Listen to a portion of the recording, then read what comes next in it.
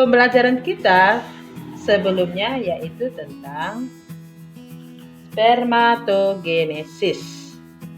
Spermatogenesis adalah proses pembentukan sel sperma.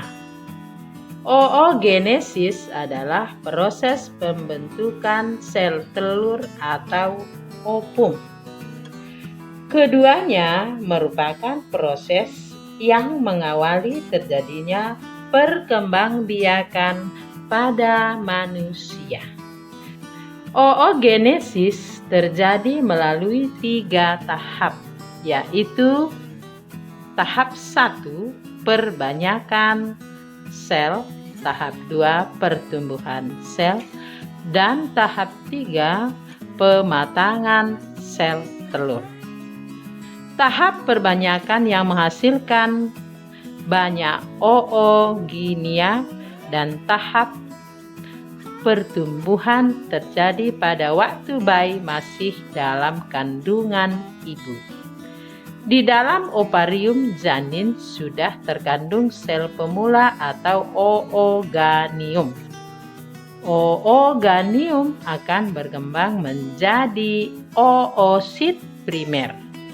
Saat bayi dilahirkan, oosit primer berada dalam fase profase pada pembelahan meiosis.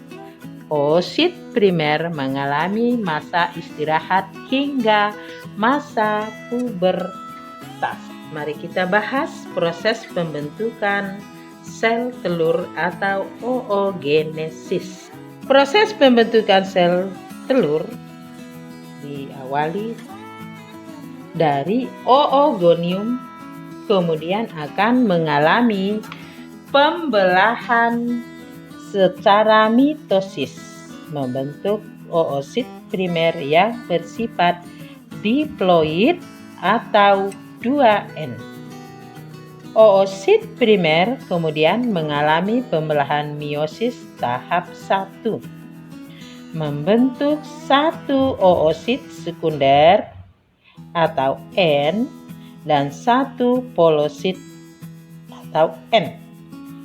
Polosit N kemudian mengalami pembelahan meiosis tahap 2, akan menghasilkan 2 polosit yang N. Oosit sekunder selanjutnya juga mengalami pembelahan meiosis tahap 2, akan membentuk 1 ootit dan 1 polosit. Ootit kemudian mengalami diferensiasi membentuk ovum atau sel telur. Pada akhir peristiwa oogenesis, dari 1 sel induk telur atau oogonium akan dihasilkan 1 sel telur atau ovum yang bersifat haploid dan 3 polosit atau badan polar yang bersifat haploid.